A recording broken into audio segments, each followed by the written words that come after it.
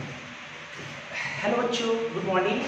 मैं अमरदीप और आप सबका हमारे YouTube channel global chemistry classes bye Amardeep sir में स्वागत है।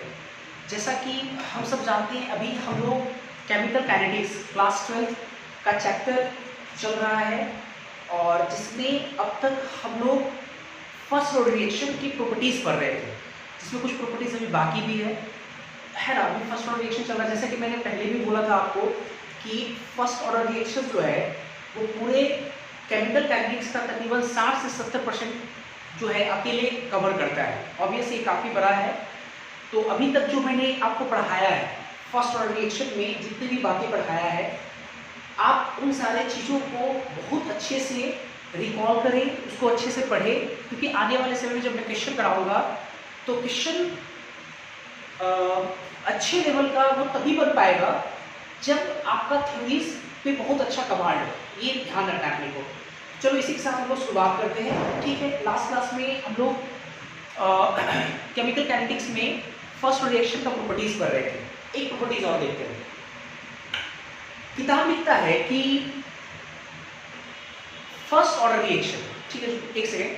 किताब लिखता है कि जितने भी रेडियो एक्टिव डीकेज हैं, जितने भी रेडियो एक्टिव रिएक्शंस हैं, वो सारे रिएक्शन फर्स्ट ऑर्डर काइनेटिक्स को फॉलो करता है, ऐसा किताब लिखता है। अब इस लाइन को अपने को समझना है। सर पहले तो आप मेरे को इस लाइन को समझाइए, फिर प्रूफ वगैरह कीजिएगा बाद में। जैसे रेडियो एक्टिव डीके कहते हैं किसको है, रेडियो एक्टिव रिएक्शन कहते हैं किसको। रेडियो एक्टिव डीके एक प्रकार का न्यूक्लियर रिएक्शन है। दुनिया में दो तरह का रिएक्शन होता है। एक रिएक्शन होता है केमिकल रिएक्शन, एक रिएक्शन होता है न्यूक्लियर रिएक्शन, ठीक है। केमिकल रिएक्शन में इलेक्ट्रॉन का इन्वॉल्वमेंट होता है, इलेक्ट्रॉन का पार्टिसिपेशन होता है, उसको बोलते हैं केमिकल रिएक्शन, जो कि हम लोग पढ़ते हैं। और जो न्यूक्लियर रिएक्शन होता है उसमें न्यूक्लियस में प्रेजेंट जो आपका प्रोटॉन, न्यूट्रॉन, ये सब जो पार्टिकल है और भी बहुत सारे पार्टिकल्स होते हैं, वो सारे पार्टिकल क्या होते हैं, पार्टिसिपेट करते हैं। न्यूक्लियर रिएक्शन, उसको भी बोलते हैं न्यूक्लियर रिएक्शन। और न्यूक्लियर रिएक्शन की खास बात ये कि न्यूक्लियर रिएक्शन जल्दी खत्म नहीं होता है, अनंत समय लगता है उसको खत्म होने में।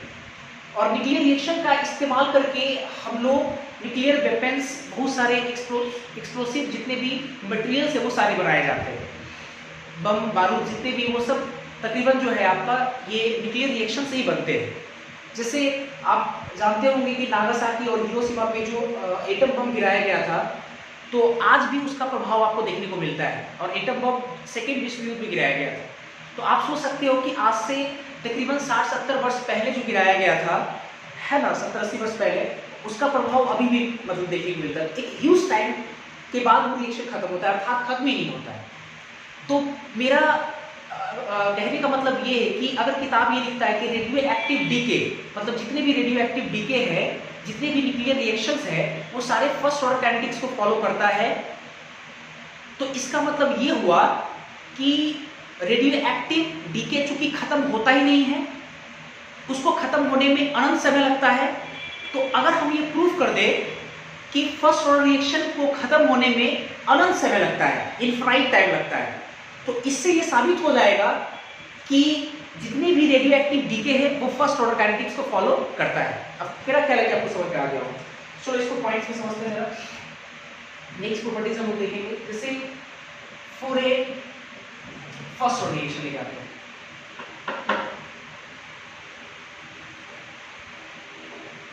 For a first order reaction, जैसे मान लो कि ए से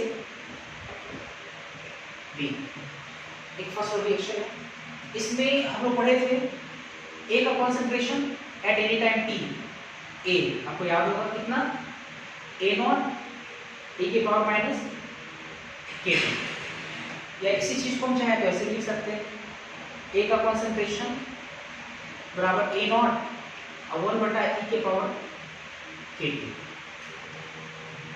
सही है, क्लियर है यहाँ तक। अब देखते जरा। अब देखो क्या है कि अगर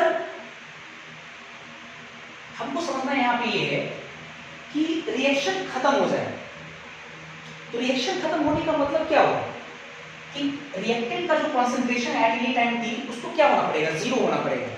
रिएक्टेंट का अमाउंट जब पूरी तरह से खत्म होगा तभी तो रिएक्शन आपका स्टॉप होगा, रुक जाएगा, समाप्त हो जाएगा। तो ए का कॉन्सेंट्रेशन क्या होना चाहिए? 0, मतलब 4।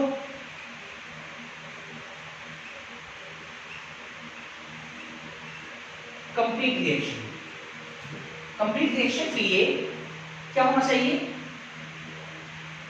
ए का कॉन्सेंट्रेशन कितना होना चाहिए? 0, ठीक है। ए का कॉन्सेंट्रेशन क्या होना चाहिए? फॉर कंप्लीट रिएक्शन के लिए ए का कॉन्सेंट्रेशन 0 होना चाहिए, ये ए 0 होना चाहिए। और ए बराबर है ए नॉट इंटू 1 बटा ई के पावर के टी। तो ए तो कांस्टेंट आपका है, ए नॉट तो कांस्टेंट आपका है, इनिशियल कॉन्सेंट्रेशन है, के भी कांस्टेंट है, rate constant of first reaction है, ए एक्सपोनेंशियल एक फंक्शन होता है। अच्छा टी, तो ऐसा कौन सा टाइम है जिस टाइम के लिए ए का concentration at any time T 0 हो जाए? तो टी का ऐसा कौन सा वैल्यू होगा?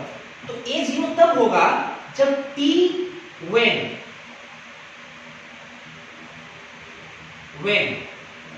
if a बराबर 0, when t बराबर t क्या होना चाहिए? इंफिनिटी होना चाहिए। अब देख सकते हो t को इंफिनिटी होना पड़ेगा a को 0 होने के लिए। कैसे? t जब इंफिनिटी होगा, t जब इंफिनिटी, देखो इसको 0 होना है, तो t जब इंफिनिटी होगा, e एक्सपोनेंशियल होता है, एक्सपोनेंशियल का वैल्यू 2.7 करके कुछ होता है, 2.6 होता है।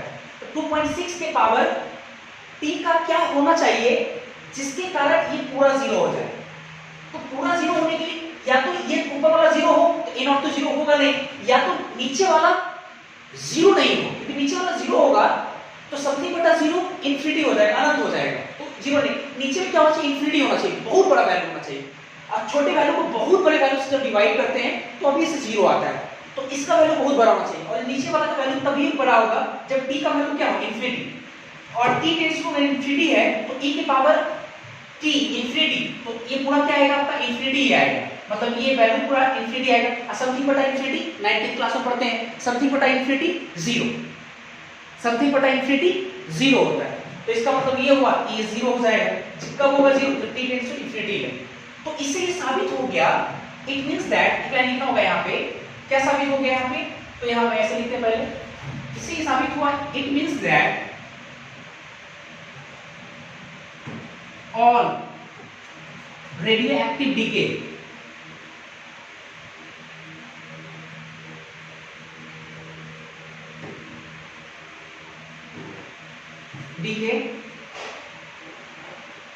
follows first order kinetics। सारे रेडियोएक्टिव डीके जो है वो फर्स्ट ऑर्डर काइनेटिक्स को फॉलो करता है, ऐसा किताब लिखता है। और कैसे फॉलो करेगा ये आपके सामने है, क्योंकि जब t टेंड्स टू इंफिनिटी लेंगे तो a का कॉन्सेंट्रेशन बराबर a नॉट और 1 बटा e के पावर k इनटू इंफिनिटी, मतलब इंफिनिटी हो जाएगा। e की पावर इंफिनिटी होता है, तो a नॉट यहाँ पे इंफिनिटी, तो समथिंग बटा इंफिनिटी 0। मेरा ख्याल है कि आपको समझ में आ गया होगा। तो पूरा इस तरह से आपका पूरा प्रॉपर्टीज फर्स्ट ऑर्डर रिएक्शन का खत्म हो गया। अब इसके बाद हम लोग देखेंगे फर्स्ट ऑर्डर रिएक्शन का ग्राफिकल रिप्रेजेंटेशन। तो पहले आप इसको नोट करें, फिर देखते हैं graphical representation.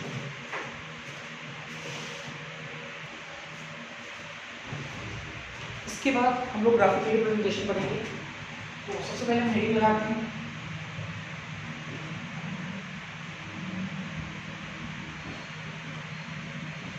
Graphical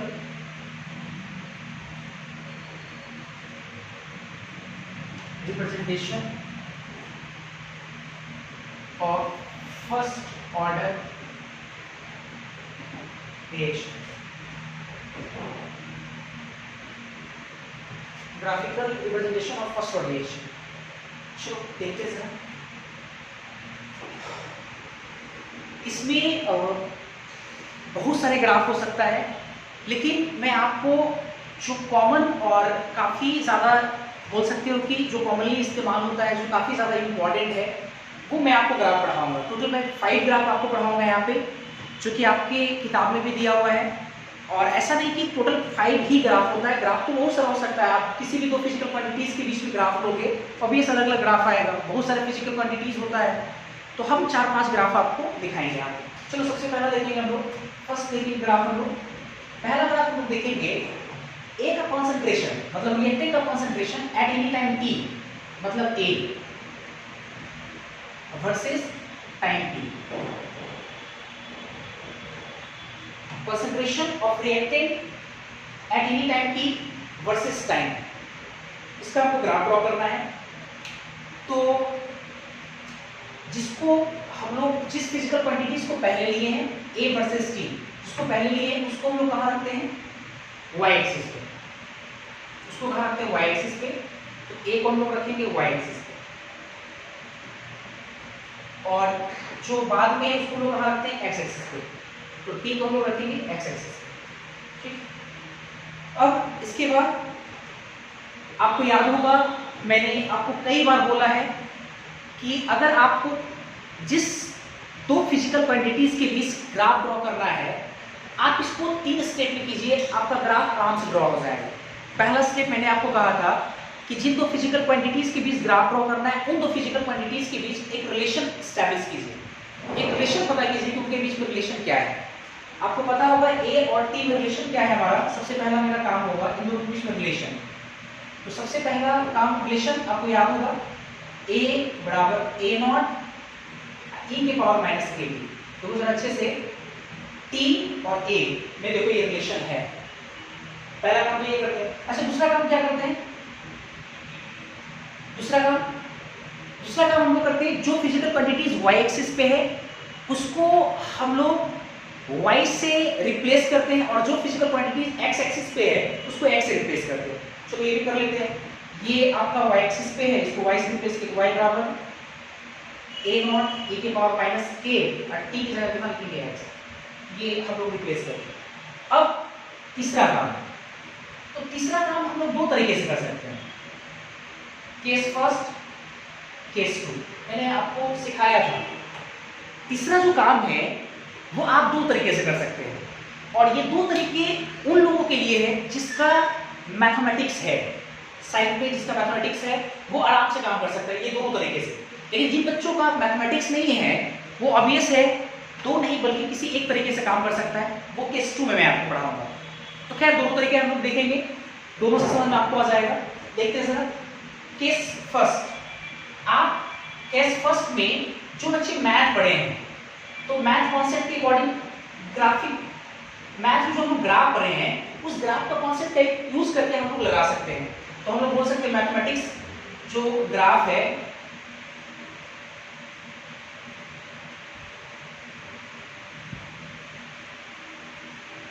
mathematics graph जो हम लोग मैथ में जो ग्राफ पढ़ते हैं, या मैथमेटिक्स इक्वेशन जो पढ़ते हैं हम लोग, ग्राफ नहीं बोलो इक्वेशन है ना, उसके आधार पे हम लोग इसका ग्राफ ड्रॉ कर सकते हैं। और जो दूसरा तरीका है वो मैं आपको बताऊंगा। तो दोनों तरीके से हम ड्रॉ करेंगे, दोनों तरीके सीखेंगे, क्योंकि बहुत सारे जो बच्चे हैं, जो जिस बच्चे का मैथ हो, अभी से कुछ दिन पहले जो है वो ग्राफ वो लोग ग्राफ लोगों का खत्म हुआ है। मैथमेटिक्स में ग्राफ वो लोग पढ़ता है ना, आप लोग ग्राफ जरूर पढ़े होंगे मैथमेटिक्स में, तो आप लोगों का ग्राफ खत्म हुआ होगा, सही है।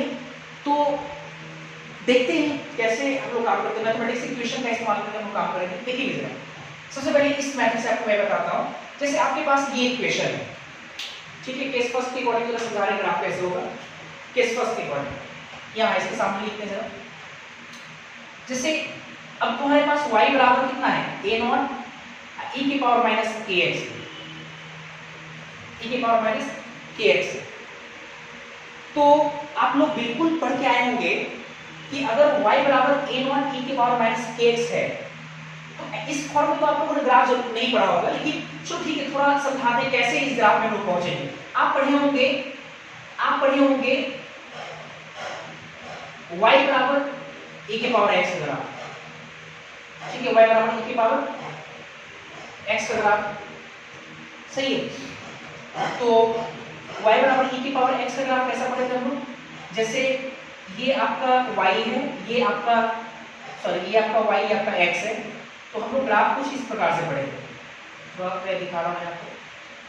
ग्राफ ऐसे जाता है, जिस बच्चे को याद होगा, हाल फिलहाल में पढ़ा होगा वो ऐसे करके कुछ ग्राफ जाता है ना। और ये कितना होता था यहाँ पे, यहाँ पॉइंट कितना मिलता था, 1। क्यों 1 मिलता था, क्योंकि इस पॉइंट पे x कितना है, 0 है। तो x 0 लेके समथिंग की पावर 0 1, तो y बराबर 1। देखो यहाँ पे y 1 मिलेगा। लेकिन अगर मान लो कि यहाँ पे कोई कांस्टेंट a लगा हुआ है, a पहले से, ई के साथ कांस्टेंट लगा हुआ है, तो इसका मतलब यहाँ कितना मिलेगा, स्मॉल ए मिलेगा, ठीक है। और अगर मान लो कि y बराबर a है, e के पावर माइनस x है, e के पावर माइनस x है। अब देखो x के साथ तुम माइनस लगाए, ये y बराबर a e के पावर x का ग्राफ था, अब x के साथ हम क्या लगा दिए, माइनस लगा दिए। तो अगर हम x के साथ माइनस लगाएंगे तो आप पढ़े होंगे कि उस कंडीशन में ये जो आपका y है ये मिरर का काम करता है, मिरर। और जैसे ही मिरर का काम करेगा तो इसका ग्राफ कैसा हो जाएगा, इसका ग्राफ हो जाएगा आपके लिए, बढ़िया से देखना है, ये मिरर काम करेगा तो इसका ग्राफ देखो ऐसे हो जाएगा, ऐसे हो जाएगा, साफ साफ लिखा हुआ है, ऐसे बिल्कुल आप पढ़े होंगे। तो कोई मिरर का काम करता है, ऐसे है ना, मैथमेटिक्स में जो बच्चे मैथ के हैं वो बिल्कुल ऐसे पढ़े होंगे, ये और आपका ए लिखोगे, ऐसे तो कुछ हम लोग पढ़े थे, सही है ना।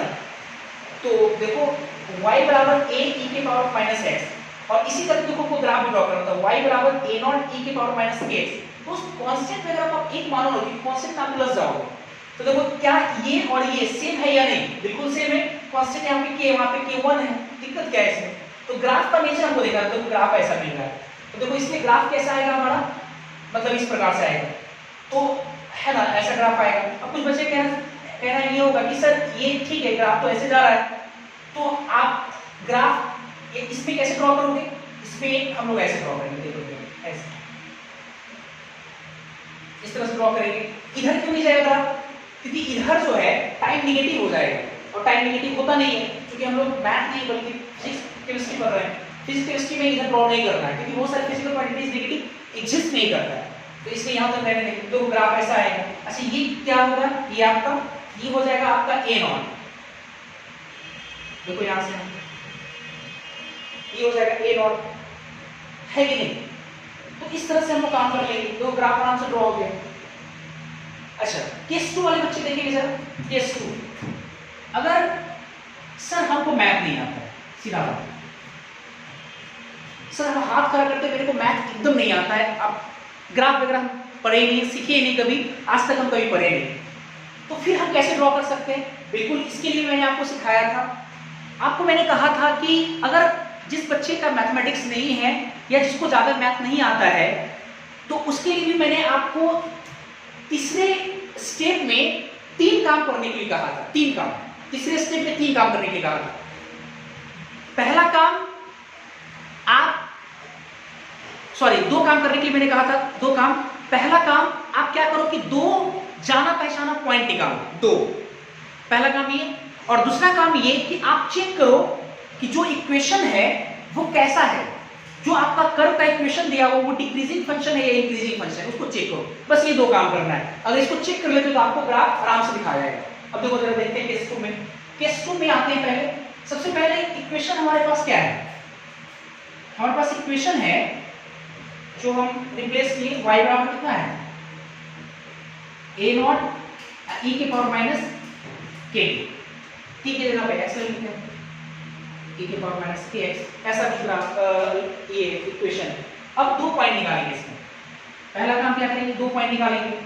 तो अब जरा देखो ना यहाँ पे 2 पॉइंट निकालते हैं। जैसे पहला काम क्या करते हैं कि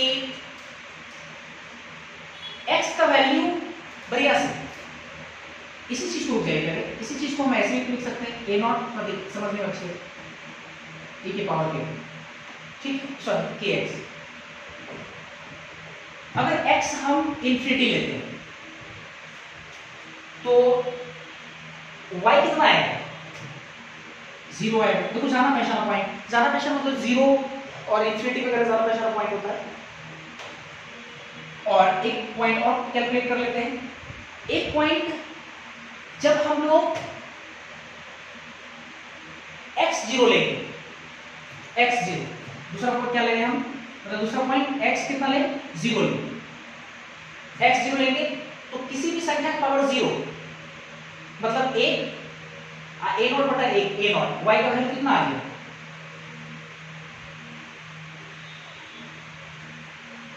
y बराबर a नॉट।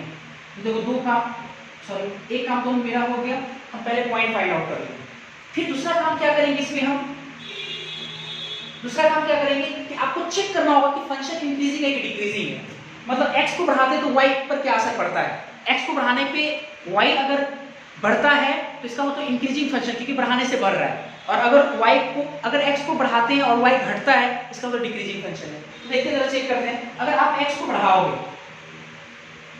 x को बढ़ाएंगे, देखो जरा x को बढ़ाएं तो ऑब्वियस है e की पावर x बढ़ेगा तो नीचे वाला वैल्यू बढ़ेगा, नीचे वाला वैल्यू बढ़ेगा तो y का वैल्यू क्या होगा, घटेगा। तो इसका मतलब y क्या हो गया, घटेगा। तो फंक्शन कैसा हो गया, डिक्रीजिंग फंक्शन। चलो हो गया हमारा काम। अब मेरे को ग्राफ ड्रॉ करना है, सेम ग्राफ दूसरे मेथड से। तो सबसे पहले क्या किया, दोनों फिजिकल क्वांटिटीज को हम ले लिए, a को ले लिए y एक्सिस पे और t को ले लिए x एक्सिस पे। और चलो ड्रॉ करते हैं जरा, तो देखते हैं जरा, देखो बढ़िया से समझ जरा।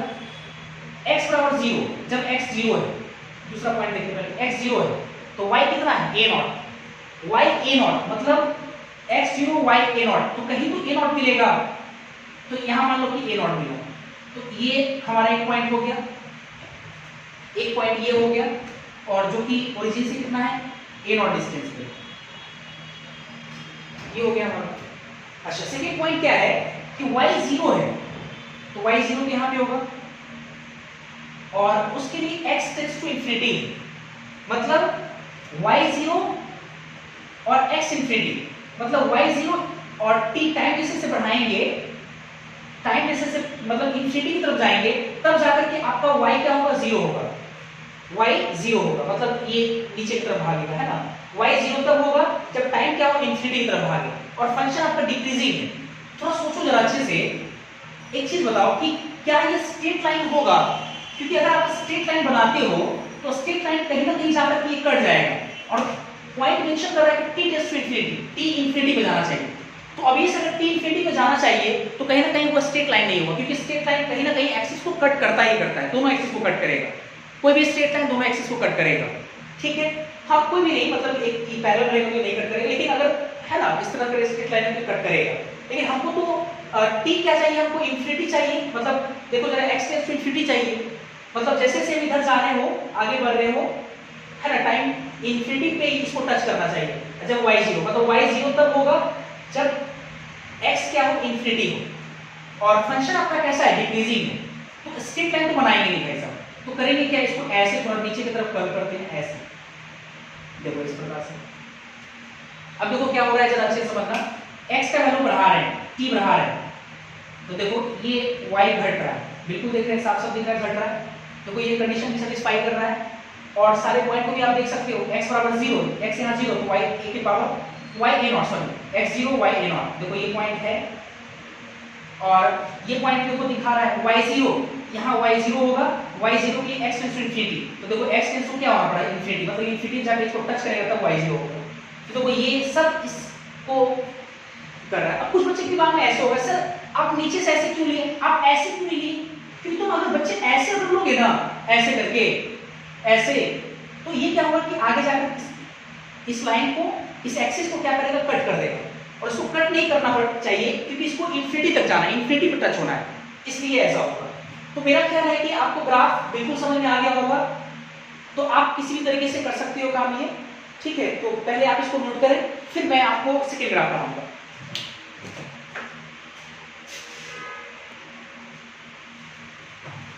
इसके बाद हम लोग सेकेंड ग्राफ पढ़ेंगे।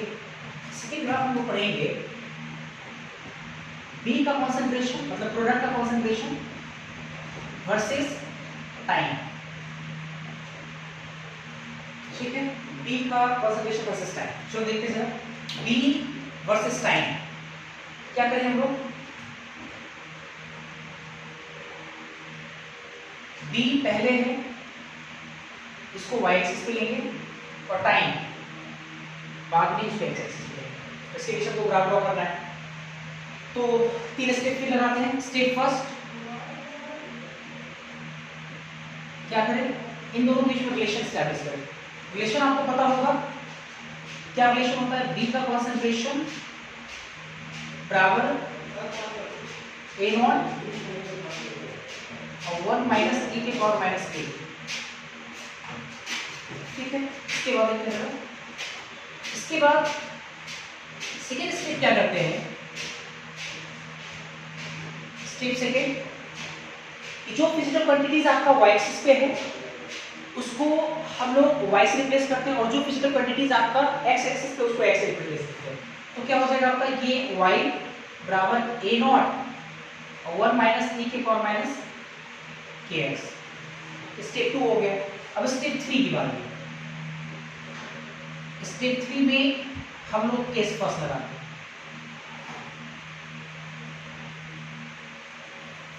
मैथमेटिक्स इक्वेशन का हम लोग सहारा लेंगे, हम इसके फॉर्म का सहारा लेते हैं। देखिए जरा कैसे होता है। सबसे पहले आपके पास है क्या, y बराबर ए नॉट, ये सब तो कांस्टेंट है, एक भी मान लेंगे हम लोग, इतना है, ये है ना इक्वेशन है। ऐसा इक्वेशन का आपको बनाना है, ऐसे बनाते हैं, एक स्टेप में बनाते हैं। जैसे अगर मान लो कि y बराबर e की पावर माइनस के एक्स, अभी तुरंत इसका हम ग्राफ बनाया, y बराबर e की पावर माइनस के एक्स। ग्राफ कैसा था हमारा, ऐसा करके, एक ऐसा करके, तो e के पावर माइनस के एक्स तो हो गया ऐसा। अब 1 माइनस होना चाहिए, तो पहले माइनस लगाते हैं। तो जैसे देखते हैं यहाँ, अगर हम इसके साथ माइनस लगाएंगे तो y बराबर माइनस e के पावर माइनस के एक्स। तो आपको सर पढ़ाए होंगे मैथ वाले सर कि अगर हम लोग पूरे के साथ अगर माइनस लगाएंगे, पूरे फंक्शन के साथ माइनस लगाएंगे, x में नहीं, तो इस कंडीशन में आपका जो x है ये मिरर का काम करता है, ऐसा आपको पढ़े होंगे। तो अगर ये मिरर का काम करता है तो ऑब्वियसली पलट जाएगा, ऐसे ग्राफ चला जाएगा, भागेगा नीचे, है ना। मतलब ग्राफ पलटेगा तो ऐसे इस प्रकार से होगा, बिल्कुल आप लोग पढ़े होंगे। फिर उसके बाद एक है, एक ऐड क्या होगा, तो जैसे एक हम लोग ऐड करेंगे, एक प्लस के, पहले से माइनस ए की पावर माइनस के टी है, जैसे इसमें एक जोड़े तो ये जो आपका ग्राफ है वो 1 यूनिट ऊपर चला जाएगा, और ये पहले से आपका कितना है, 1 यूनिट है। तो जैसे 1 यूनिट ऊपर उठेगा तो इसका मतलब ये 0 से पास करेगा ना, तो देखो इसका जरा ग्राफ क्या हो जाएगा, इसका ग्राफ हो जाएगा कुछ ऐसा, ऐसा ग्राफ हो जाएगा। और इसको आप इससे अगर मैच कराओ तो ये और ये एक जैसा है, इसका मतलब इसका ग्राफ वैसा होगा। फाइनली हम पहुंचे, नीचे तो जाएंगे नहीं क्योंकि नीचे जाएंगे तो बी का कंसंट्रेशन नेगेटिव, टाइम वगैरह इधर नेगेटिव आ जाएगा, इधर जाएंगे नहीं ऐसे, तो हमारा ग्राफ कुछ ऐसा होगा, इससे हमारा ग्राफ ऐसा होगा। अब देखते जरा यहाँ पे कोण क्या है, अच्छा ये ऐसे आया, अच्छा ये जो आपका है ग्राफ ऐसा आएगा, ग्राफ का तो दिख रहा है मेरे को, ऐसा भी मिलेगा अपने ग्राफ, है ना। और इसके बाद ये देखो ये पैरेलल हो जाएगा, कांस्टेंट हो जाएगा। तो सवाल ये कि सर ये वाला वैल्यू कितना होगा, जहां से ये पैरेलल हो रहा है, तो ये वैल्यू आपका कितना होगा।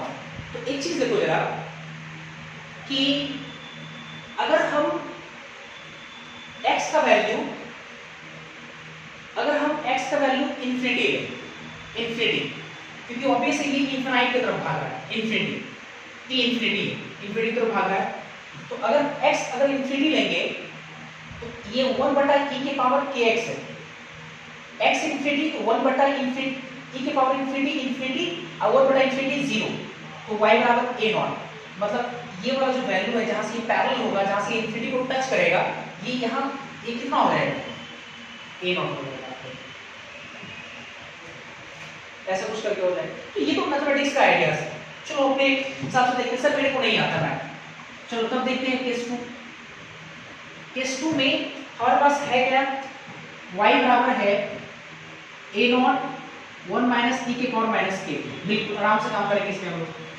अब क्या करते हैं कि केस 2 में मैंने आपको कहा था कि आपको दो काम करना है। दो काम क्या करना है केस 2 में भी, पहला काम करना है आपको दो जाना पहचाना पॉइंट निकालना है, दो जाना पहचाना पॉइंट। अच्छा इसी चीज को थोड़ा सा और आगे बढ़ा के लिखते हैं, ऐसे इसको ऐसे भी लिख सकते हैं, a नॉट समझने के लिए आसान होगा, 1 माइनस 1/e के पावर के, इतना लिख सकते हैं हम लोग, है ना। तो a कितना होगा, a तो सॉरी a अगर निकाले पॉइंट तो एक बार हम लेते हैं टी की जगह पे एक्स लेते हैं, एक्स, ये एक्स है, तो एक्स एक बार हम लेते हैं मान लो 0, एक्स 0, तो एक्स 0 लेंगे किसी भी संख्या का पावर 0, 1 और 1 बटा 1 1, एक में से गया 0, तो y कितना आएगा, y भी देखो 0, एक पॉइंट मिल गया, एक पॉइंट और निकालना है, एक पॉइंट और निकालना है ना, तो एक पॉइंट और निकालते हैं जरा। अगला पॉइंट क्या करते हैं कि x जो है इंफिनिटी लेते हैं, तो x इंफिनिटी के लिए, x इंफिनिटी का मतलब ये हुआ कि इंफिनिटी, e के पावर इंफिनिटी, इंफिनिटी समथिंग बटा इंफिनिटी 0, तो y कितना आएगा, y आएगा e नॉट। दो पॉइंट पहला काम नहीं कर लेंगे। अच्छा दूसरा काम मैंने आपको क्या बोला, सेकंड काम अपने को करना है कि चेक आउट करना है कि फंक्शन इंक्रीजिंग है कि डिक्रीजिंग है। चलो हम देखते हैं जरा, अगर हम x को बढ़ाते हैं, क्या करते हैं, x को बढ़ाते हैं, x को बढ़ाते हैं, तो अगर हम x को बढ़ाएंगे तो ऑब्वियसली नीचे वाला वैल्यू बढ़ेगा, और नीचे वाला वैल्यू जितना ज्यादा बढ़ेगा 1 से डिवाइड होगा तो उतना ही वो कम होगा, और ये जितना कम होगा 1 में से उतना ही कम घटेगा, और 1 में से जितना कम घटेगा इसका मतलब y उतना ज्यादा बच मिलेगा। इसका मतलब x को बढ़ाने से y आपका बढ़ रहा है, y बढ़ रहा है, इसका मतलब फंक्शन कैसा है, फंक्शन आपका है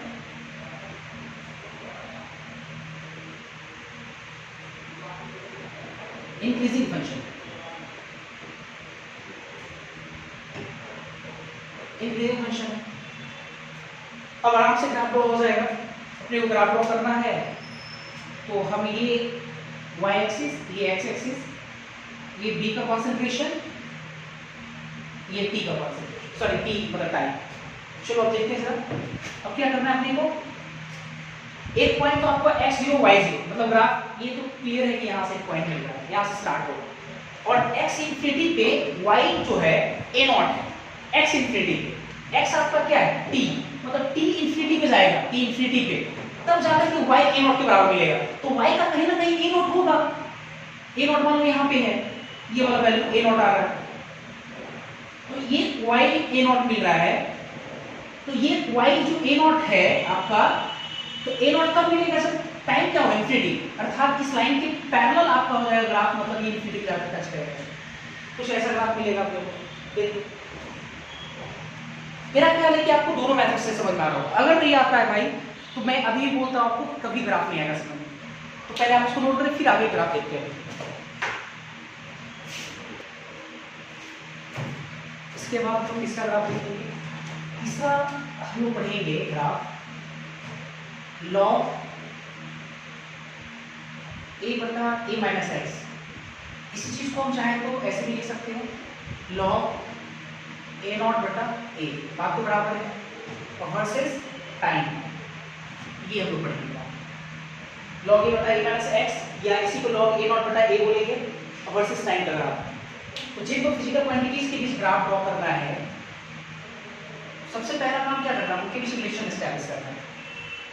सबसे पहले तो ये फिजिकल क्वांटिटीज कहाँ लेंगे हम लोग, लॉग a0 बटा a y एक्सिस पे, और इसको कहाँ लेंगे x एक्सिस पे, टाइम।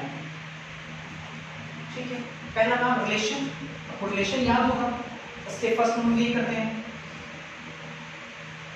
स्टेप फर्स्ट रिलेशन याद, तो इसके बीच रिलेशन मैंने आपको पढ़ाया था, याद होगा, t बराबर 2.303 अपॉन k लॉग a बटा a माइनस एक्स, या a0 बटा a, ऐसा कुछ करके हमने पढ़ा था, है ना। और फिर स्टेप 2 में क्या करें, जो फिजिकल क्वांटिटीज y एक्सिस पे, इसको y एक्सिस पे प्लेस करते हैं, जो x पे, इसको ये x बराबर 2.303 upon k log a0 upon a, a0 upon a, ये y पे इनटू y, चाहे इसको वैसे लिख सकते हैं, y बराबर k 2.303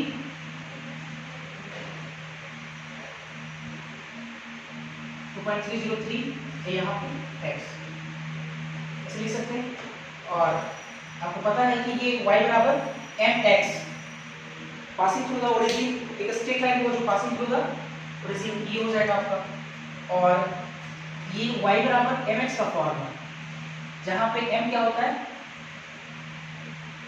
स्लोप ऑफ लाइन, और जिसको हम लोग tan मेजर करते हैं, tan थीटा। अगर ये थीटा माने तो m आपका स्लोप किसमें मेजर करेंगे, tan थीटा। tan थीटा कितने बराबर है, k बटा 2.30। ऐसे करके ग्राफ करेंगे क्या। उसके बाद देखते हैं ग्राफ नंबर 4 देखेंगे हम लोग ग्राफ।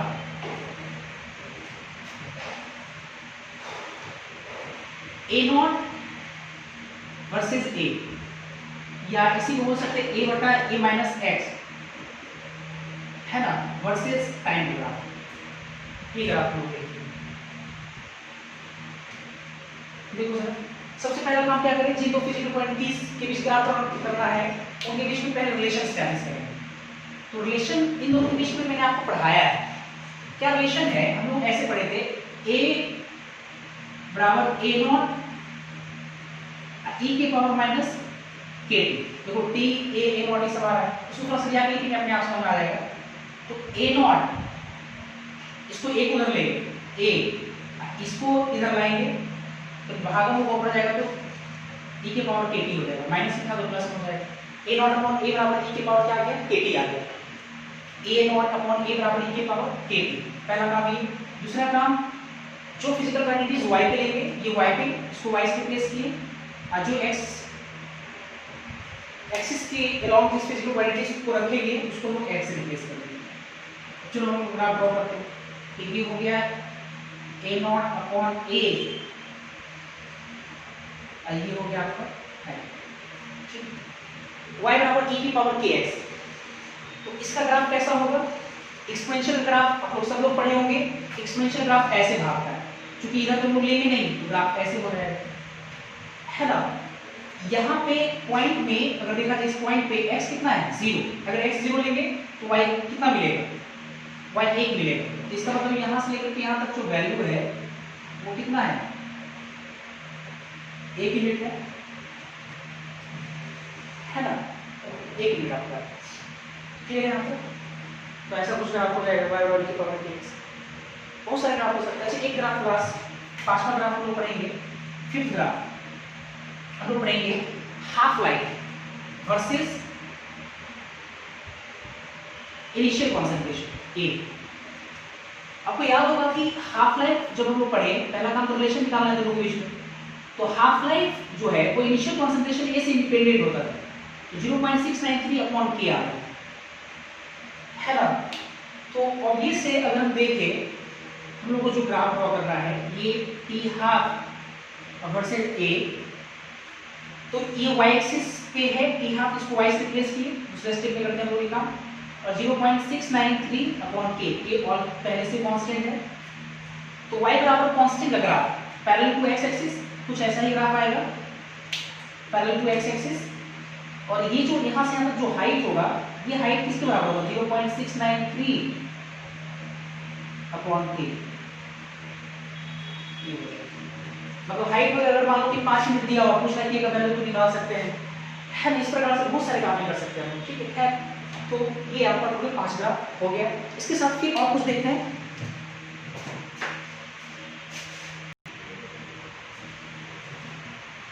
इसके बाद हम लोग फर्स्ट ऑर्डर रिएक्शन में ही एक रिलेशन पढ़ेंगे, और ये रिलेशन जरूरी नहीं है कि मैं आपको पढ़ाऊंगा तो ही मतलब इम्पॉर्टेंट है ना, ऐसा कुछ है नहीं। क्योंकि मैं ये समझता हूँ कि आप लोगों को आप लोग थोड़ा बहुत जो है 11th के जो चैप्टर्स है गैसेस स्टेट, वो थोड़ा बहुत आप भूल गए हो, तो क्वेश्चन बनाने में आपको थोड़ा प्रॉब्लम आएगा। वो प्रॉब्लम नहीं आए इसलिए मैं यहाँ पे थोड़ा सा मैं आपको पढ़ाऊंगा। जैसे अगर मान लो कि फर्स्ट ऑर्डर रिएक्शन में ही कोई रिएक्शन गैसियस फेज वाला, अभी ऐसे गैसियस फेज है, गैसियस स्टेट, उसमें हम लोग लगा सकते हैं, गैसियस स्टेट के कॉन्सेप्ट लगा सकते हैं। तो जैसे पहले लिखते हैं, मेरा देखते हैं वो रिलेशन क्या है, तब आगे मैं आपको समझा पाऊंगा। जैसे consider a gaseous phase reaction, एक मान लेते हैं रिएक्शन कंसीडर करते हैं, consider a gaseous phase first order reaction, मान के चलते फर्स्ट ऑर्डर का रिएक्शन, ठीक है। फर्स्ट रिएक्शन मतलब ए गैस ये बी गैस, ठीक है, ठीक है यहाँ पर। अच्छा t बराबर 0 पे, t बराबर 0 पे इसके कॉन्सेंट्रेशन हम लोग मान ली a मोल और टाइम t पे, एक टाइम t के बाद ऑब्वियसली इसका कुछ अमाउंट टूटा हुआ है x, तो इसका a माइनस एक्स, इसका बना होगा x मोल, ठीक। गैसियस फेज रिएक्शन का सबसे इंपॉर्टेंट बात वो ये है कि कोई भी गैसियस फेज रिएक्शन जो होता है वो कांस्टेंट टेम्परेचर और वॉल्यूम पे परफॉर्म करता है। क्यों? जैसे मान लो कि आप एक गैसियस स्पेसिस लिए, किसी कंटेनर में एक गैसियस स्पेसिस को रखते हैं और इसको पहले से गैस है और इसके रिएक्शन होने से, किसी भी तरीके से रिएक्शन होने से कोई दूसरा गैस का फॉर्मेशन हुआ, तो उसी कंटेनर में दूसरा गैस का भी फॉर्मेशन हुआ, तो इसका मतलब एक गैस का मिक्सचर मिल रहा है और इस गैस के मिक्सचर के लिए दोनों गैस का जो वॉल्यूम होगा, अपना तो वॉल्यूम होता नहीं, कंटेनर के वॉल्यूम के बराबर होता है, अर्थात दोनों गैस का वॉल्यूम सेम होगा, दोनों का टेम्परेचर भी सेम होगा, क्योंकि जितना आपको गैस ए को छूने से टेम्परेचर महसूस होगा उतना बी को छूने से महसूस होगा। इसका मतलब हम इतना ये बोल सकते हैं, एनी कोई भी gaseous phase reaction will perform at constant volume and